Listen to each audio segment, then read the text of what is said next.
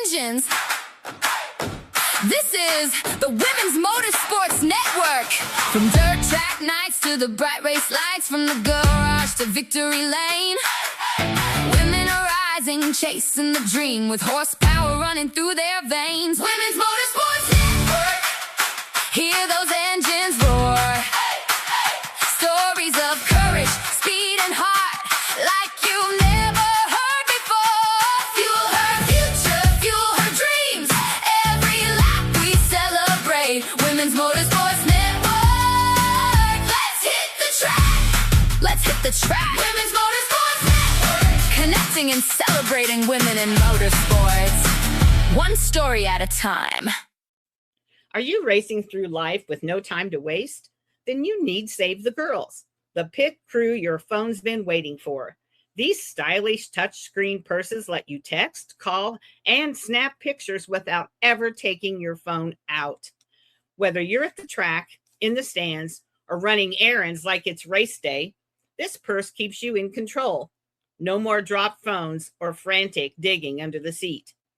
Visit SaveTheGirls.com and grab yours before the next green flag. Save the Girls, because real racers don't fumble their phones. This episode of the Women's Motorsports Network podcast is sponsored by Breakthrough Travel Company. If you're ready for a vacation, but don't want the stress of planning it, Brittany has you covered, because working with a travel agent is at no cost to you. Zero, nothing, nada. So call 602-291-5144 or look for Breakthrough Travel on social media. Hello, everyone. This is Melinda Russell with the Women's Motorsports Network podcast. And my guest today is Kristen Almer. And Kristen, I want to welcome you to the show. Thank you. As I always do, we always like to get to know you a little bit better before we talk about the topic that we're going to cover today. So would you share a little bit about yourself? Well, that's always a hard topic. I don't know where to start there. I am a businesswoman. Of course, I'm predominantly, that's what I focus on right now in my life. I'm a mom, I'm an auntie, I'm a sister, I'm a daughter. My real passion outside of work is photography. I photograph a lot of Native Americans. I've traveled all over the country and have been shooting photography for about 15, 20 years, and really love it.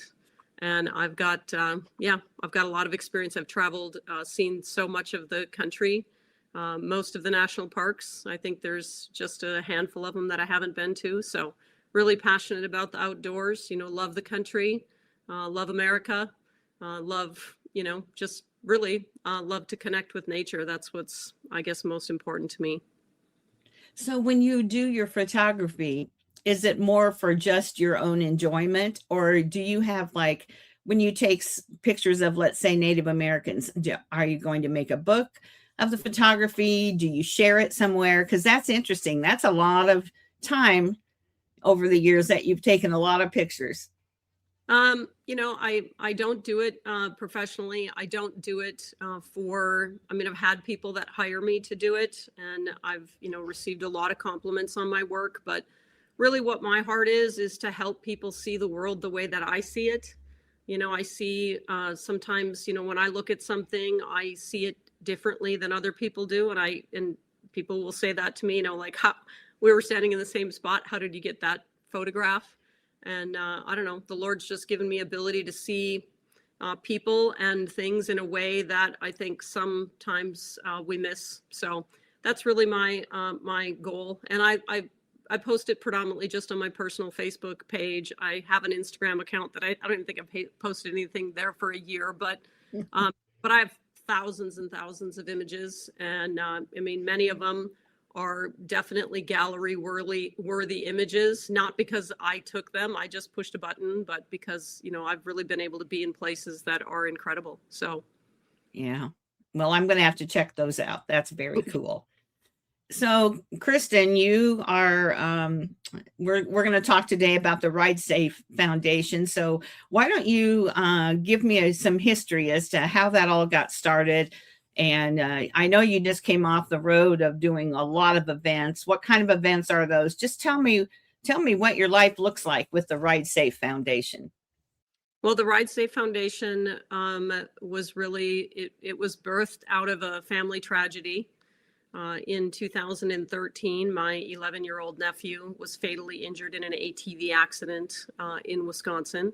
We're coming up on the 13th anniversary of that accident this weekend. And, you know, I was the first family member to arrive on scene at my brother's house. You know, of course, his family was there, but external family, I was the first person to arrive. And, you know, what we witnessed that day was, I mean, it's just so awful. And it's still emotional for you 13 years later. It's still hard to talk about, isn't it? I don't think you will.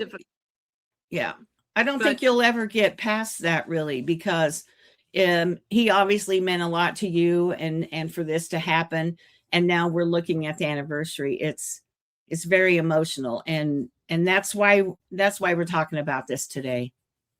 I think you know, for me, I had been involved in the power sports industry for 25 years at the time of Logan's accident.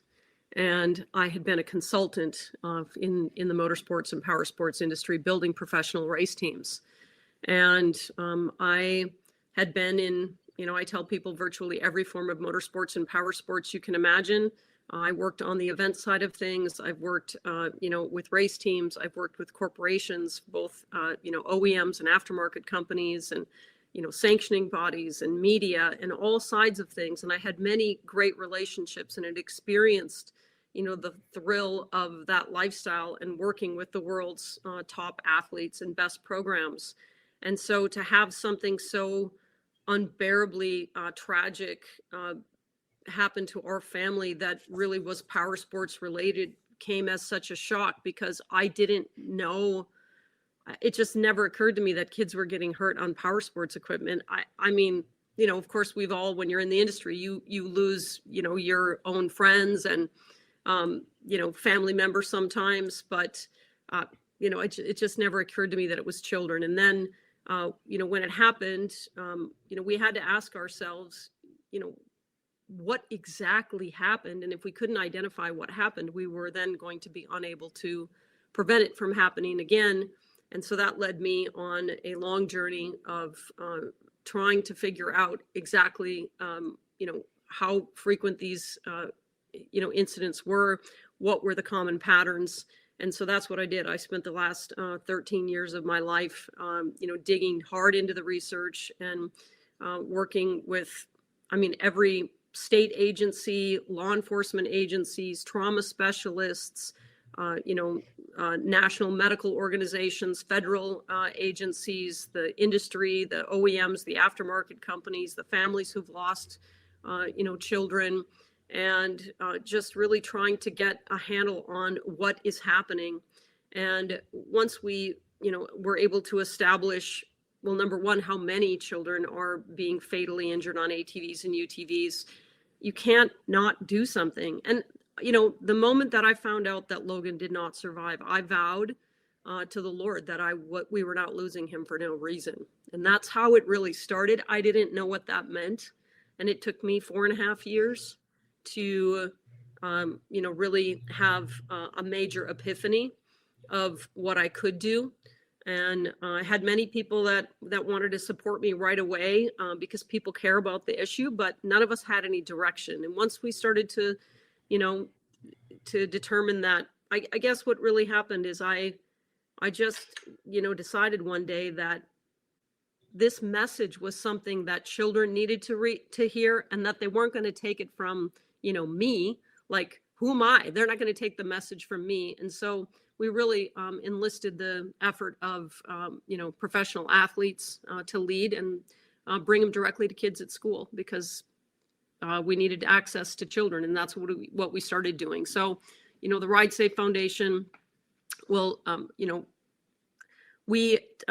my last tally of numbers, I know we've added about 6,000 kids to this. So we're right now we're about 41,900 children that the Ride Safe Foundation has directly communicated face to face with in teaching power sports safety. That's ATVs, UTVs, dirt bikes, snowmobiles, watercraft, and we fit most children, not all of those children, with a helmet.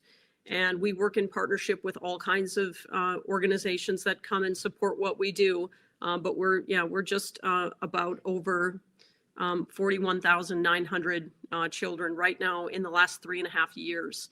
And we've done that solely through the partnership with BRP. BRP is the one that funds us.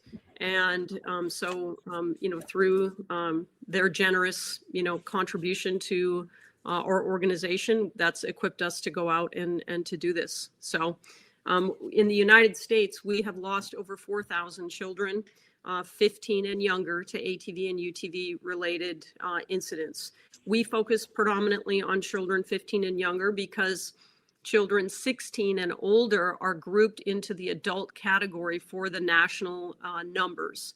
And so they are very difficult to extract from the adult population and to get a really good number on. So I can't report on those with any degree of accuracy. We know that in the last 6 years in the United States, we have lost 711 children, 15 and younger. That is from January the 1st, 2020 to December 31st, 2025. And so that's 711 children that we're aware of. We track those fatalities nationally. We have a website, the Ride Safe Foundation, and on it you can find the impact map, which is a digital map of all of those fatalities. We pin those fatalities to the national map, and on those pins, it allows you to go in and to read some basic details so that you can start to see the patterns yourselves. What we found as a family is that there's about 22, after reviewing all the data, there's a cascade of fatal errors that people keep making. And once that was, established, that is what allows us then to teach people how to prevent these things. So most accidents, involve multiples of those errors. And we focus at the Ride Safe Foundation on 5 right now. Over the last 2 years, we focused on the top 5. And we teach people how not to make those mistakes, because we had to ask ourselves, what didn't I say and what didn't I do?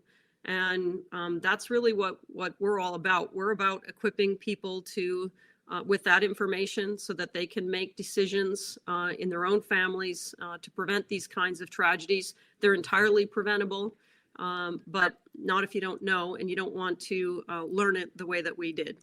So, but right now, the 711 children that we've lost in the United States in the last 6 years, those children, 49% of them are 12 and younger. So we are seeing, large numbers of children that are very young that are operating ATVs and UTVs in the country. I've been in front of, thousands of children, and the very first thing I always ask them in large groups, and our age range is anywhere from 4 to 19. I ask them to, raise their hand if they've ever been on ATVs, UTVs, snowmobiles, or dirt bikes, and well over 90% of them have raised their hands. Mm-hmm. I mean, and that comes as such a shock to people, because when we do our big school events, we'll go into a school district, and some communities are gracious enough to bring all of their children to us in a day. We just did this in Dodgeville, Wisconsin. We did 1,600 children in a single day. Mm-hmm. But we'll do a morning session, and that morning session is typically elementary school children. And, people just think they're not riding.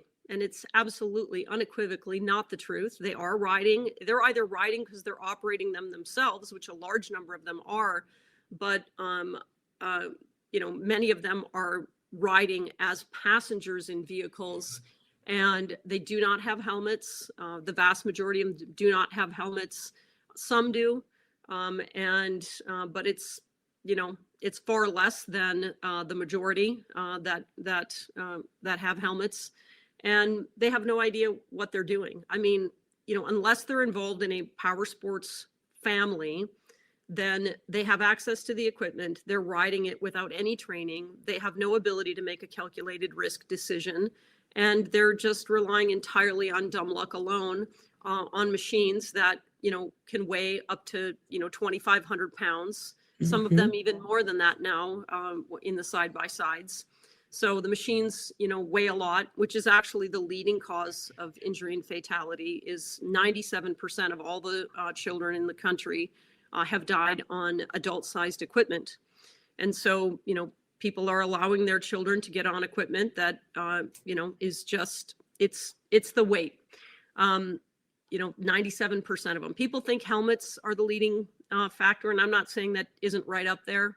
But, our data, it's anywhere from 80 to 90% of, the recent data that I've seen is 80% from some reports, but our data that we've seen is somewhere in the neighborhood of 92% of all fatalities. There's no helmets. So we just say 9 out of 10. But it is literally the size of the machine, the weight of the machine, it's like, I just try to get people to slow down and listen to me when I say that. If I gave you a 5-pound weight and I asked you to drop it on your foot, you absolutely would not do that, because you know that you could break your foot. So why are we putting children on adult-sized machines that weigh 500, 600, 700, 800 pounds? And without any thought, and with no gear and no experience, no training. Or I hear a lot of, children that sort of, say, oh, I ride these things all the time. I ride my uncle's ATV. I go with my grandpa, or I drive the side-by-side. And people are proud of this. And it's nothing to be proud of, I can tell you. So that's really. What about golf? Are golf carts considered? I mean, do they, are there accidents on golf carts? Because just because I have neighbors, and when I was in the RV, we stayed in the RV park a couple winters, it was nothing to see kids visiting their grandparents or whatever. And, kids that are 8, 9, 10 years old driving the golf cart. And I just. We do golf carts. There have been fatalities in golf carts, but they're few and far between compared to ATVs and UTVs. ATVs are the leading cause of fatality for children on an American farm. And so, the farming community, the agricultural community is disproportionately affected by these accidents, and they are entirely unaware of this. So I'm not saying that kids can't get hurt in a golf cart, but, one of the biggest factors, is these side-by-sides, for example. We are seeing a rise in mass casualty events where you have children that are, in our former day, we would get in a golf cart, perhaps. Now they're getting into side-by-sides, and they're packing multiple kids into side-by-sides, and they're 8, 9, 10, 12 years old, driving side-by-sides with multiple children in the vehicles. And when an accident happens, it's not just the driver, it's everybody in the vehicle is either, is injured. And usually in those cases, there's at least 1 fatality, 2 fatalities, sometimes 3. And sometimes you're taking out multiple family members, multiple siblings in a single accident. And so this, people don't think they need helmets in side-by-sides. They don't think they need seatbelts in side-by-sides. They are, the disconnect is absolutely stunning. It's absolutely stunning. What we are looking for, I do a lot of talking about statistics and the problems and the issues that we see. But the important thing is to teach people, like, how do we stop this? And so, the 5 red flag warnings, they are 97% of all fatalities are on adult-sized machines. Like I've mentioned, 95% of all child fatalities, there's no safety certification. This is also true in adult cases, that 95% of all adult fatalities, there's no safety certification, which is why this has prompted states like Utah and Arizona to require mandatory certification, regardless of how long you've been operating vehicles in their state. And the third leading contributing factor is no helmet. So you have no helmet, you're on an adult-sized machine, you've had no training, The number 4 leading contributing factor right now is 70% of these child fatalities are happening in the right of way. So, we're seeing a large increase in these fatalities happening either on the surface of the road, on the shoulder of the road, or in the ditch. And, people are allowing their children to operate these vehicles. And I'm not specifically talking about asphalt. I'm saying in the right of way. So they're in the road. We have, as I've shared with many people, it's not common for people to be struck by a semi, but I'm here to tell you it's not rare. And that seems shocking. Like how did you get hit by a semi and not notice it?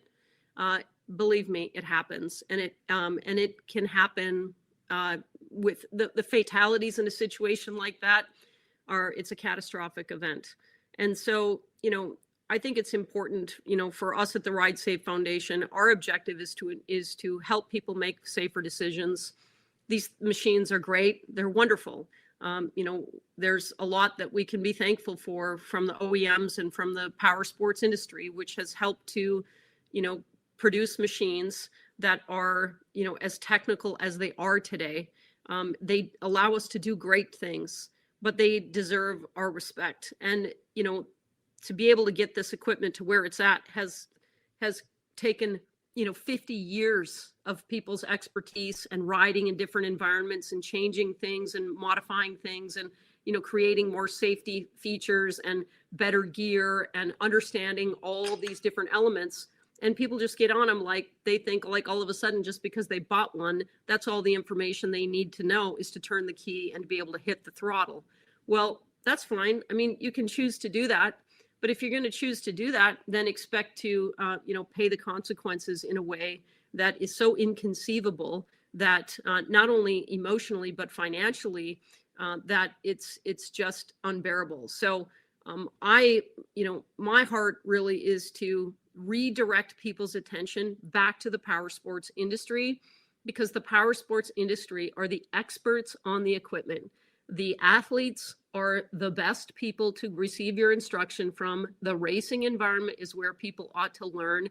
You should be bringing your kids to the track so they can learn the fundamentals of safety before you put them on an adult-sized machine on your farm and just act like it's no big deal. It is a big deal. And so, I know that, adults don't listen, to be honest with you. No. And people will say that to us, like, hey, you should be talking to adults. Well, great. But the industry's been talking to adults for 50 years and people are ignoring it. So I don't talk to adults necessarily. Our heart is to go to kids. My heart is to go to kids. I just ask myself, what didn't I say? What didn't I do? And that's what I tell kids. Yeah. And we literally look right at children right in the face and we tell them, what if Logan were standing in front of me, what would I say to him to prevent him from doing what he did? And that's what I say to every child that I, have an opportunity to be in front of. So I have a couple questions for you. So when you say that, like Arizona, my daughters live in Arizona, so we'll use Arizona for the example. Before they can purchase an ATV, UTV, etc., they have to be certified? No, before. How does that work? Arizona, I'm not an expert on Arizona law, but in the state of Arizona now, they are requiring certification for, I believe, as I understand it, it is on public, in public use. You can enforce things on private property, of course, and the vast majority of situations don't happen on the trails. And people kind of have that in their mindset. Now, Arizona is a different thing entirely. You have a large Hispanic population that's deeply impacted by ATV and UTV incidents in the state of Arizona. And of course, 75% plus of the state is federal land. So it's a whole different riding environment out there. And every state has its own rules and regulations. I'm in Wisconsin right now, which is where Logan was fatally injured. We have 538,000 registered ATVs and UTVs in the state alone. Minnesota has over 500,000. So between our two states, we have over 1 million riders. And so, the rules and regulations, it's all managed by the Department of Natural Resources in the states of Wisconsin, Minnesota, and Arizona. That's the case. There are some states where the off-highway vehicle rules and regulations are managed by the state patrol.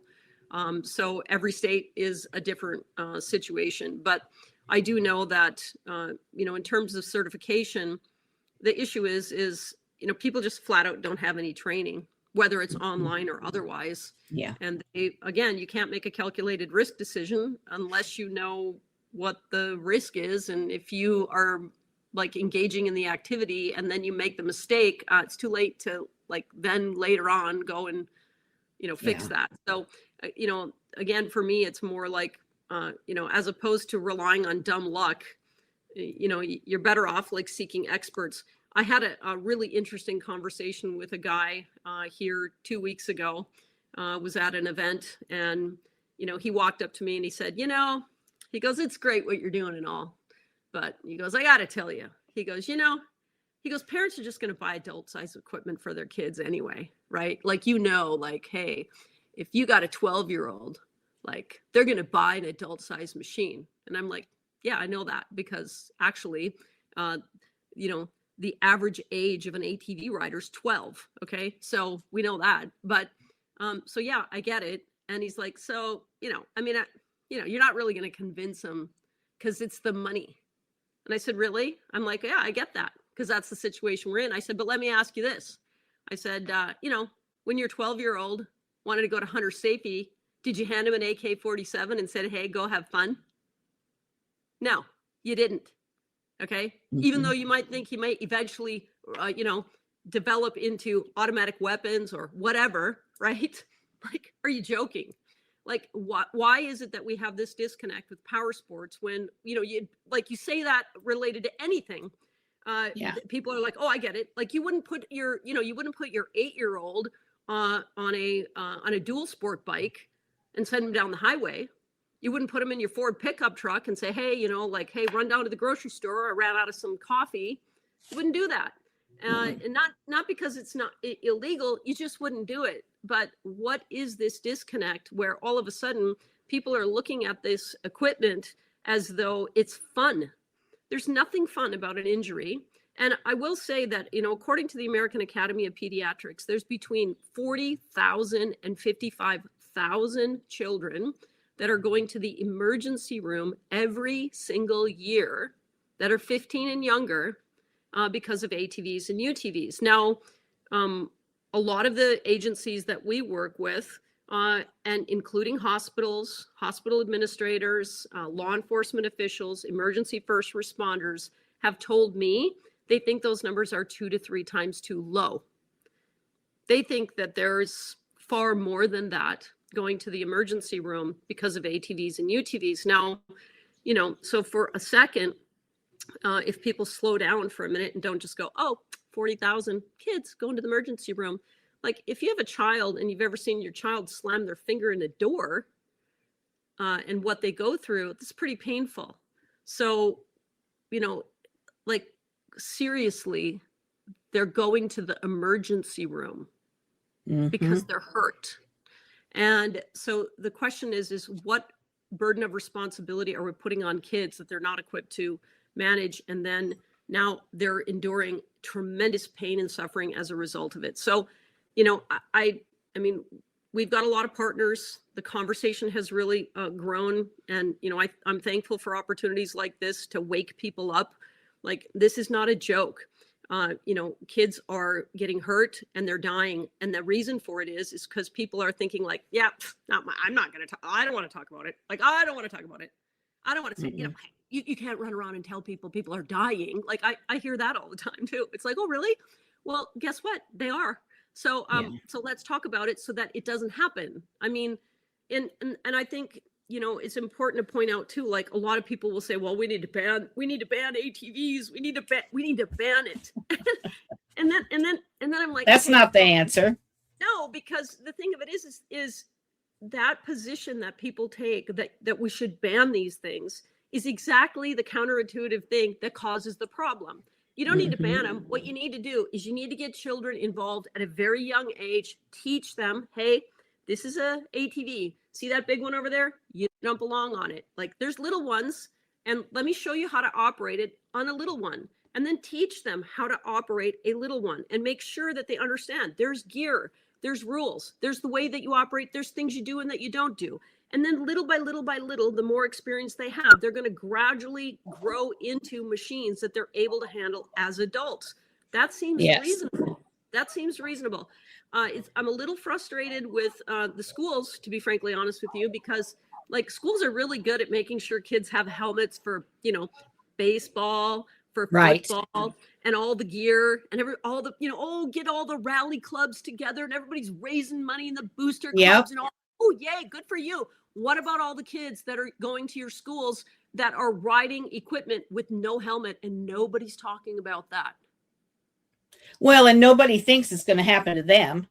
That's just life, isn't it? None of us think that the horrible things are going to happen to us or our family.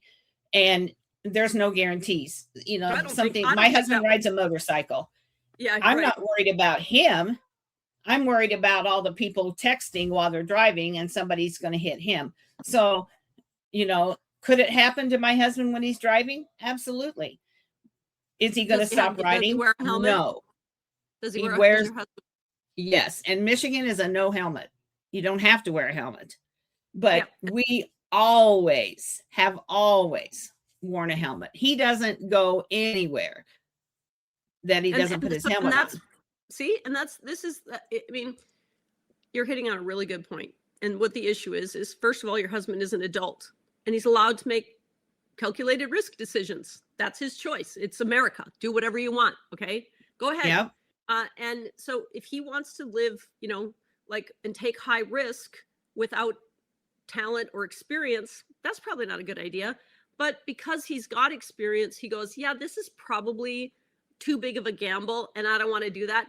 And, you know, there's this sort of misconception that wearing gear somehow is like this, like, awful thing.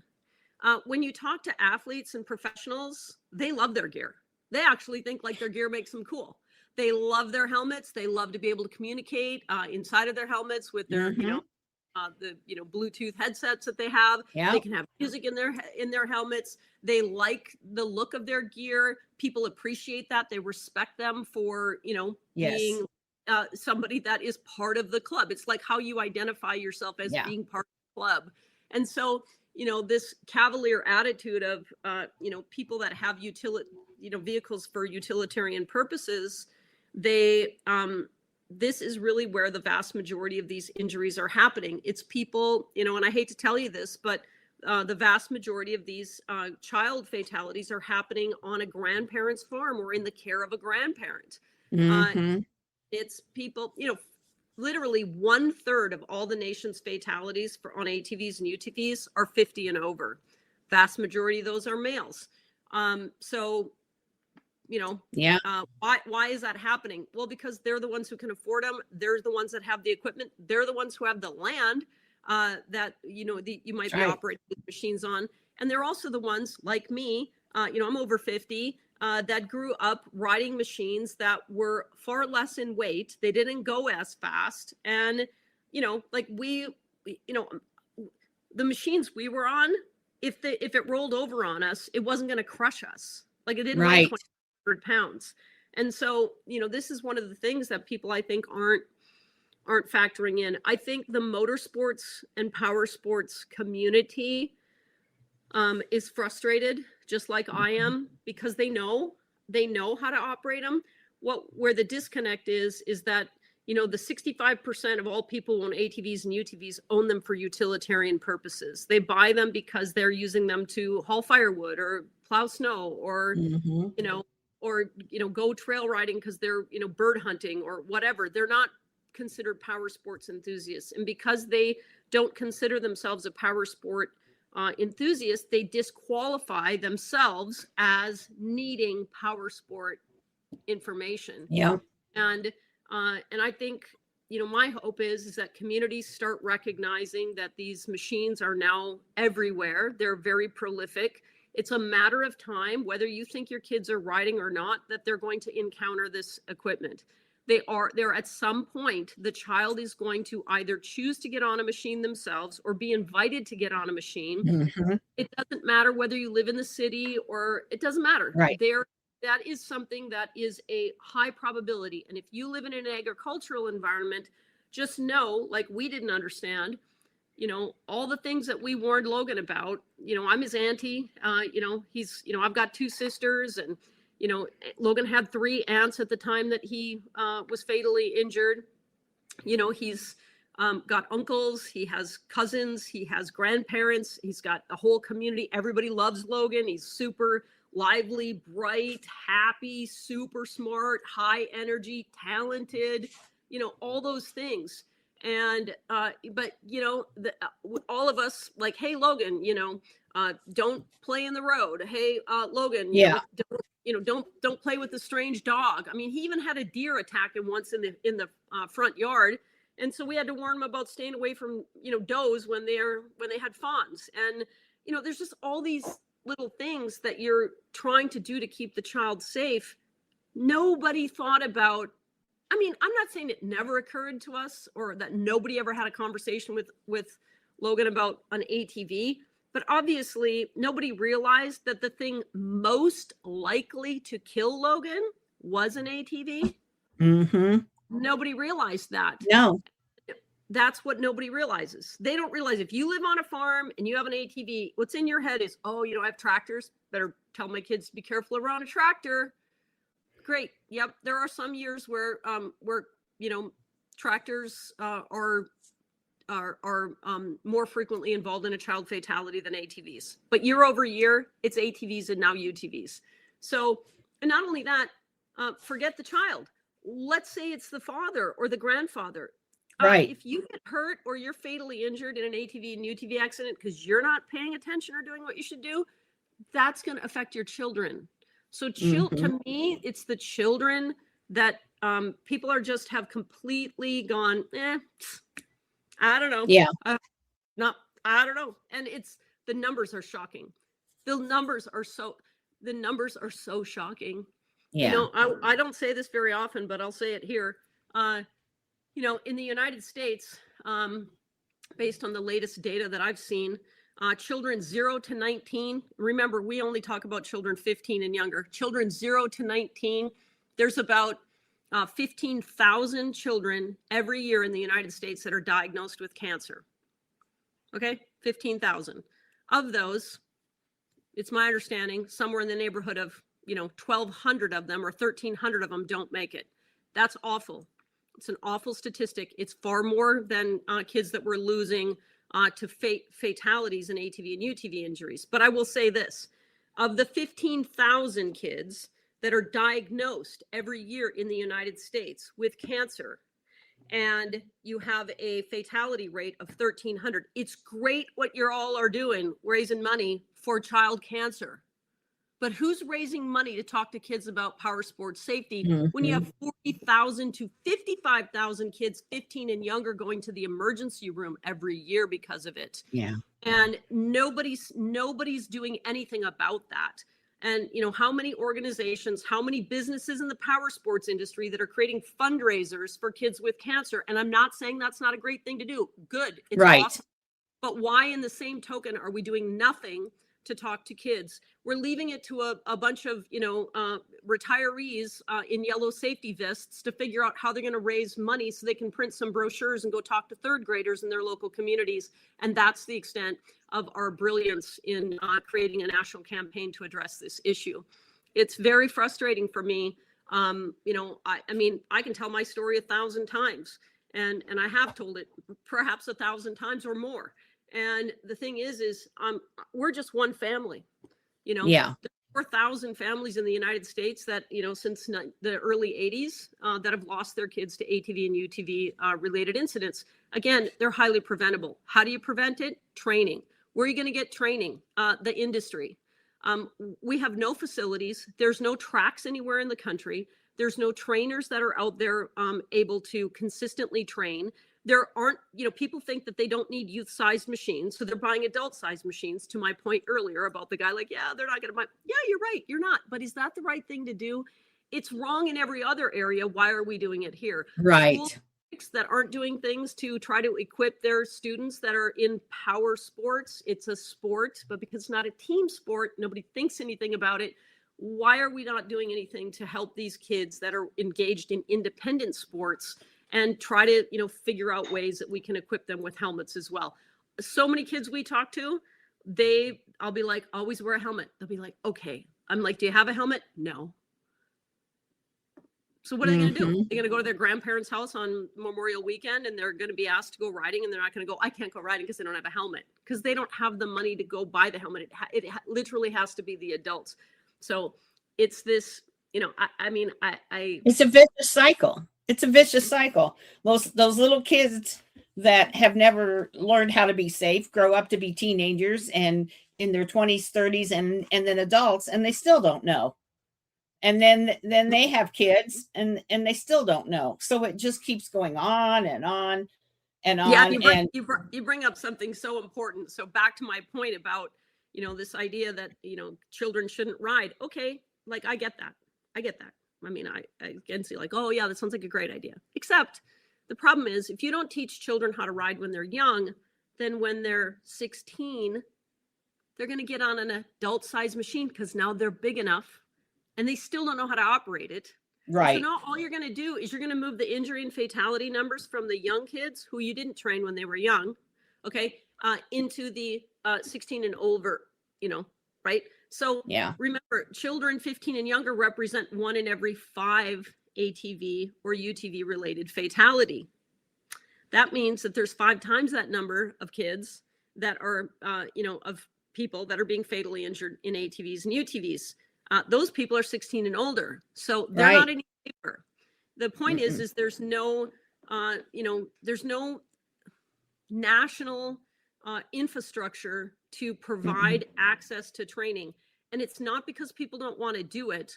I think most people, there's 2 things that people do. Number one, they look at people and they're like, oh, it's their fault. Like they find somebody that they can blame. Like, oh, it's a lot of dumb parents out there. You know how many times I've heard that? Yeah, I'm sure. It's like, it has nothing to do with whether somebody's smart or not. Like, how people don't even know. And so they want to blame somebody. But the other thing is that then the other thing is they'll be like, well, that's the responsibility of the ATV Safety Institute, or that's the responsibility of the Recreational Off-Highway Vehicle Association. Okay, but hey, they've got limited staff and they have limited resources. And so isn't it all of our responsibility? Shouldn't we all be talking to all kids about something that we know is something that's going to put them in a risk situation? It's pretty simple. No adult-sized machine.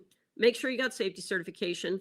Always wear a helmet. Do not operate them in the road, and be cognizant of the fact that you could likely roll one of these things over. It's possible, so be prepared for it, meaning wear seatbelts in side-by-sides and a helmet in a side-by-side. Those are just the 5. But, we have on our website information that's available. And I invite people to contact me if they have questions, they want to talk about it. We are here to equip people. We currently are working with a company out of New Zealand that has produced a virtual reality training program with the 5 red flag warnings that is now available for distribution anywhere in the United States. My recommendation is that school resource officers access these headsets and put children through these 5 red flag warnings. It's not a game. It is literal training. There are companies that are producing games, and this is not a game. So that's a real resource that is currently available that allows a mass distribution of this message, as opposed to, waiting for the Ride Safe Foundation to show up in your community, because we have people that are angry because we can't get to their communities. It's like, I know how many of these things do you think I can do a year? And right. So the resource that they can have. And then the other thing that we have is there's a production company out of New York that has produced a pilot animated program. They've developed all the characters. They want to produce 12 episodes for children 4 to 12 on power sports. But again, this needs to be funded. I think, organizations could sponsor 1 episode, and it could be crafted literally to whatever environment that they choose.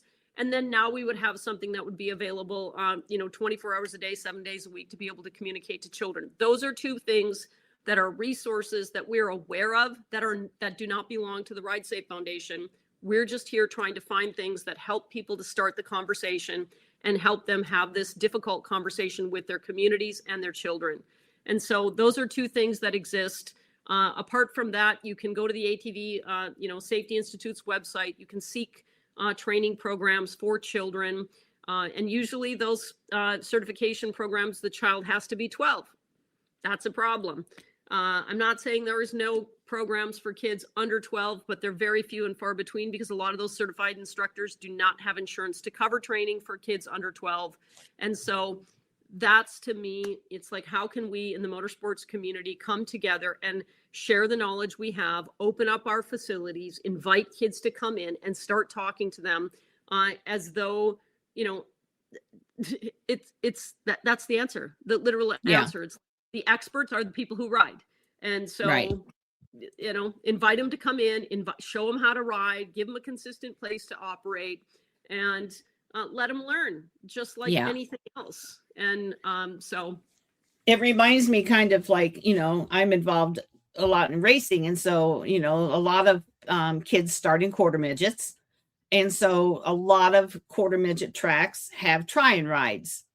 Okay. So you come, you put on a helmet and a Hans device and all the stuff, and they let you run 10 laps or something around the track, and somebody's there to help. And there's parents and older kids and whatever, and they do try-in rides.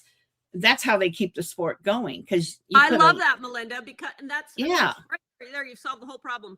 I'm telling you, that's the answer. And, meanwhile, we have all these sanctioning organizations and all these racetracks bemoaning how they have fewer and fewer people coming out to it. And meanwhile, we have a serious national crisis with a number of children that are being injured on power sports equipment. Why? Because they have no place to ride. There's no training. Nobody's inviting them or welcoming them to come out. Dealers are struggling with this issue. Are dealers supposed to manage dealerships and be running safety clinics? They can't do it all. So where should it should, to me, it's like, how many people in the motorsports industry that have to retire because, they thought they were going to be like the, number one guy, hey, I'm the greatest of all time, Ricky Carmichael, like they want to be him.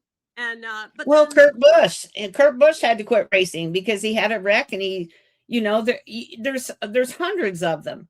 And at some point they can't do it anymore. And so why don't we give them an opportunity to keep doing what they love? But do it because they're now helping the next generation come up, because we're creating mentors for them. So the shocking thing to me is, communities all across the country are trying to close racetracks down. Oh, it's too noisy. It's too this. It's like, hey, do you realize that that your cars that you're driving, that the safety features in your cars were developed because of what happened on the racetrack? Right. That you're trying to ban now? Like, there's a serious disconnect with people understanding the value of what our athletes bring to the table in terms of not just discipline from the time they're very young, the skill that they have, the training that they have, and the trajectory of the equipment that they're constantly pushing to the complete limits. And when that happens, there's a new product that's developed. I say a lot, never in the history of the world have we ever had better gear. That gear has come at the sacrifice of our athletes. Our athletes have bled out, and some have died on the racetrack to produce the gear that now you just can go into the store and just be like, you know what? Hey, I got, $175. I'm gonna go buy that helmet right now, because it's right there. Yeah. You didn't have to manufacture it. You didn't have to go get the components. You didn't have to find distribution. You didn't have to hire attorneys, get patents, do all that, figure out, DOT certification. You have to do all that. You just walk into a store and be like, oh, you know what? That's going to protect my head, and I'm going to go ride now. Okay, so go buy it. Because what it took to get that there, I don't think people appreciate that. And that's very frustrating for me. I've dedicated my life to the power sports industry because I love the people in motorsports and power sports, because they always do what they say they're going to do, and they go above and beyond. And no matter what you throw in front of them, they're going to continue to push, even if it seems insurmountable. I love that about motorsports and power sports people. And it is, it's shocking to me how people just completely disregard it. Like, there's no, to not respect the knowledge that there. But in the same token, I think as an industry, what we're good at is we're good at locking arms around people who need help. It's one of the things that the power sports and motorsports industry Yes. is most beloved for, because we care about community. So I'm just saying that forget waiting for somebody else to do it. Do it at your own track. Yeah. Don't wait for the Ride Safe Foundation to show up. Whatever numbers I just gave you affect every child that you ever laid your eyes on. They are at risk. And so, how can you help? Well, call up 6-year buddies and be like, hey, you know what? Maybe we should start doing these try-and rides at the local track. Who can bring? That's what I was just thinking, so Fox Power Sports, Ziegler Motorsports, they're all big here in the Kalamazoo area, Grand Rapids. And I'm sitting here thinking, if we do try and rides for quarter midgets, and again, maybe it'll have to go back to the dealerships, because they're the ones that sell the machines and really maybe have the benefit if somebody gets interested to buy something. But why don't they work with local racetracks? You've got Martin, which is a drag strip. You've got Kalamazoo, Galesburg, Berlin. They're all over. Michigan's full of racetracks. And have a try and ride for quarter mid. I will talk to. I will get in front of every driver's meeting you want to put me in front of. I will do, PA announcements. I will do podcasts, whatever. The thing is I don't think, number one, people don't realize how big of a problem this is in your state. I don't think they do. In Michigan, I had a conversation with a woman just a couple of weeks ago, and she told me that in 2025, I'm going to get these numbers a little wrong, but I'm going to try to get them the best as I can. She told me, best as I can recollect, that in the state of Michigan in 2025, that you had 103 children, 15 and younger, that were admitted to the trauma center because of dirt bikes, and 60, I'm going to say 63, I think it's 68 children 15 and younger that were admitted to the trauma center because of ATVs and UTVs just in the state of Michigan. So here you have this massive, you got Detroit. Okay. I mean, the best minds in the world are right there in Michigan. And hello, it's like, who are we? Are we waiting for the Consumer Product Safety Commission to solve this problem? Are we waiting for the ATV, UTV industry to solve this problem because it's your children or your children's friends that are at risk? And so if hey, it's important to wear a helmet, then you should be looking at people in your community that are cruising around on ATVs and UTVs without helmets like, hey, buddy, what are you doing? Like, when are we going to start doing that? Okay. So I'm sitting in my office and I have a window right here. And that direction on a day like in the evening or on a Saturday, I can hear the little dirt bike track that Ziegler Motorsports has. And I would venture to say, if I went over there when they're riding, a percentage of them probably don't have helmets on. I don't know. I don't know if they require it. I have no idea. Usually if it's a track, they do, because their insurance requires it, number one. Sure. But and then they built one between me and Grand Rapids. They just built a big track. Those are popping up all over the place, but we're not in most parts of the country. They're not. So it's good to hear that it's happening in Michigan. We've been asked to come to the state of Michigan and to do an event there. I know that we're looking in 2027 to do an event in Marinette, Wisconsin. So it's right, Michigan's right there. And so I'm happy to coordinate with Michigan and do like one day in Wisconsin and then go to Michigan and to bring a Ride Safe event there. But I think, the hard part is people, number one, they don't have the data. I have the data. Email me, Kristen at Ride Safe Foundation. If you can't remember that, just go to the Ride Safe Foundation website and just hit subscribe, and I'll get an email, and I will just say, put in the comment, hey, Kristen, I need some data. I have the reports. I have all the statistics about, how many children are being injured, how many children are being fatally injured. We have the maps. I've got a 9-page document that I wrote that completely outlines why are we here? What has happened? The reason we're here is because we literally have no certified safety instructors in the country. We have an aging population. There's no infrastructure. So who's the answer? It's the power sports industry. And why? Because they're the experts, but they also don't have the funding. To my earlier point, like, well, dealers aren't going to be like, oh yeah, here, let me run a safety clinic on top of everything else they're doing. Right. They want them. So then my question is, well, if you're running a racetrack, hasn't it ever like, oh, chick, hey, I got an idea. Maybe we should invite some kids to come out to the racetrack and ride. Because if we don't, they're going to get hurt, which then puts pressure on your EMS. It puts pressure on your law enforcement, your fire department, who, by the way, apart from the financial load, the emotional toll on those individuals who have to show up on the scene of those accidents is really high. Every time I go into a community and am organizing an event, every time I have ever done that, without me inviting anybody, the sheriff, the chief of police, and the state law enforcement officers will be there in those meetings without me requesting it, and they will stay for 2 hours without ever taking their phone, never getting up. And my question is like, why are these law enforcement officers giving so much time to listen to me talk about ATV and UTV safety? Because it involves them. Because they are desperate for solutions themselves. They are completely overwhelmed with the number of vehicles, the inability to enforce.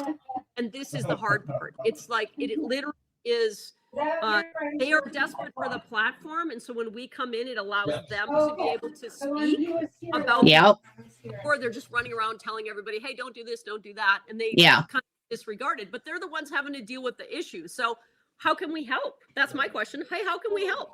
Yeah. Let people know, and then also be like, hey, why don't you come out? Let's, like, instead of, pointing your finger, how about put your hand out to help them into it so they learn? Because that's how they're going to do well. And then we'll all do well in that regard. Like, right. Exactly. And so, we do a lot at the Ride Safe Foundation. We've traveled all over the country. I've put, 5,500 plus miles on my vehicle in just the last 4 weeks. I've been all over the place. I've been to dealerships. I've been to racetracks. I've been to the Future Farmers of America conference in Oklahoma. I've been to major expos in Wisconsin, Minnesota. We've done whole school districts. I was at a big health conference yesterday for children, the Safety Days for Children. And, we need more people to pick this message up and to reach your hand out, share it with children in your community, all children, 4 to 19, share it with them. But instead of just telling them what they shouldn't do, go, okay, well, if you don't have what you need, how can we help you get started? Yes. That's what we're really lacking. So, and I thank you for the opportunity to share it with you and your audience, because motorsports is, to me, we solve every other problem. Yeah. This. So what's the best way for somebody that's listening to this to, I know you said to reach out to you. If I wanted you to come to Kalamazoo to do something or wherever, what's the best way to reach out to you and get that going? Or what can I do as a single person to help? Thank you for the question. So the best way, I think, so people don't have to remember all the details, just go to the ridesafefoundation.org, go to our website, and there's a button on there where you can subscribe. When you send that to subscribe to our newsletter, it drops an email right in my email, and I'll read it. And you can just say, hey, Kristen, we're interested in talking to you about whatever.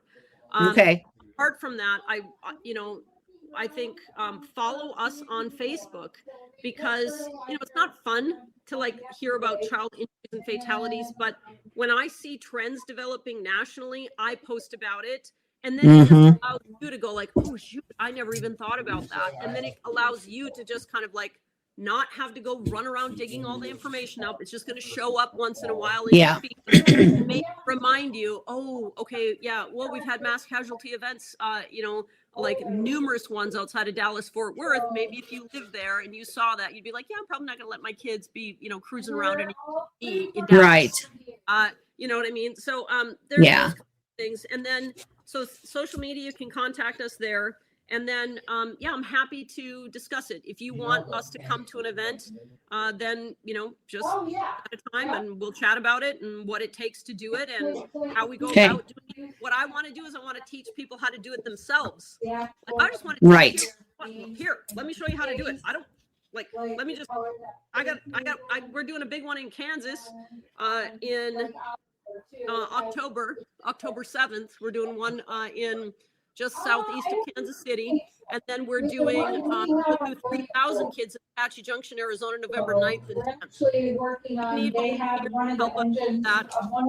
And fund, of course, any fundraising efforts, we would greatly appreciate that because we can do a lot with that. Yeah. Yeah, that'd be great. Well, Kristen, we could talk for another hour. I mean, there's just so much to share, and you know, really, we should probably have you on again, like in a few months, as a reminder, because people are going to listen to it, and they're gonna get, you know, like, I don't want to say excited, but they're gonna get like, yeah, we need to do something, and then time goes on, and we get busy with other things, and we don't do what we always say we want to do. So we should have you on again, you know, in a few months. You need to reach out to me, or I'll try to remember and see kind of where you're going. And I'm sure that it shows on your website as well, like where you're going to be, like your events. Yeah, we're in the process right now of doing a major rehaul on the website. So just a critical reminder, this weekend is Memorial Weekend. It is the deadliest weekend of the year for ATV and UTV related incidents. Yeah. May the 24th is the day we lost Logan, and that happens to be the second deadliest day of the year. Most accidents happen in the afternoon. They happen during a celebration or, you know, birthday parties. They happen during holidays, when people's guard are down. It used to be predominantly males. We now see 50-50. It's 50-50 males and females. So don't believe that if it's that their girls are not going to get hurt. Right. The deadliest day of the year is 4th of July.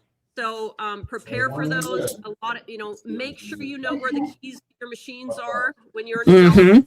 Lock them away. Make clear rules and instructions for your children to never operate the vehicles without permission. Do not, my recommendation to you as an adult, do not approach your vehicle without a helmet. Right. It's okay to do that. Because your kids are watching. That's all. Your kid. They're going to do what you're doing. They're going to do what you're doing.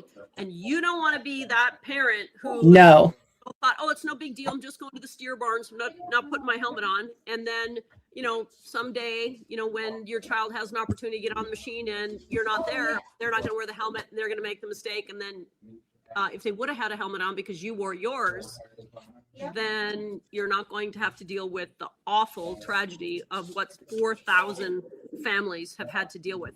Yeah. You know, it's not a pain that goes away. No. Every Christmas, every Thanksgiving, every Easter, every birthday, all of that stuff, you have to relive the nightmare that your family member has been tragically injured in, you know, fatally injured in something that was entirely preventable. Please just say something. And if you don't know what to say, call me. I'll tell you what to say. Okay, that's awesome. Kristen, you're amazing. I don't know how you have so much energy today after being on the road for how many weeks, but I appreciate it. And the timing couldn't be any better. We'll make sure this show gets put out there within the next couple of days, so people are thinking about this as Memorial Day weekend is coming up. So I just want to tell you, thank you for everything you're doing.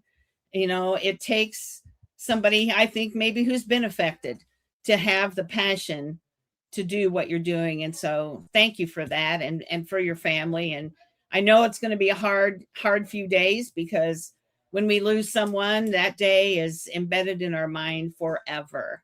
Yeah.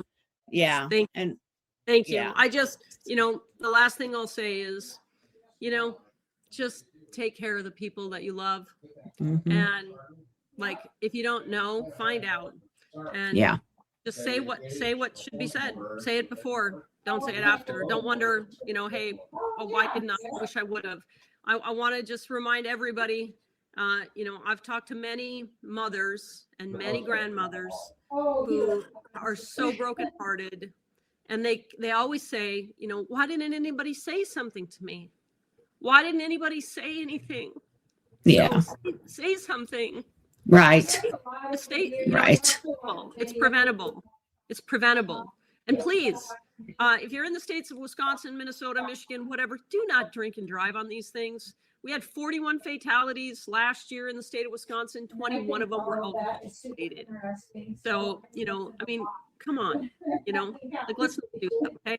Like, stay home. Yeah. I mean, okay, go somewhere, fine, go have fun, then drink. Do not drink and drive. Please do Yeah. not do that. So, Yeah, absolutely. Well, Kristen, I hope that the next few days you can share with your family and be together, and that, you know, you're reaching a lot of people. And here's what I'm going to tell you.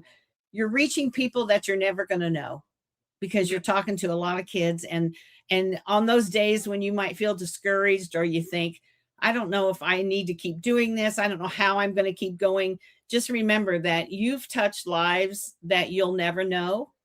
And so just keep moving forward and trying to change those kids, and maybe they can go home and tell their parents, I need a helmet for Christmas, or whatever it might be. yeah. Well, thank you, Melinda. It's very kind of you, and I thank you for the opportunity to be here today and to share what we've gone through. It's a little bit of a ramble, you know. No, it's good. It wasn't you know, super finely organized, but I'm happy to come on and give more data. But please go to our website, find the 5 red flag warnings. Yeah. You know, understand what the patterns are, and just don't do those things. Just don't do those things, and you're going to be fine. Yeah. Okay. All right. Thanks again. Thank you so much. Start your engines. This is the Women's Motor Fun Network.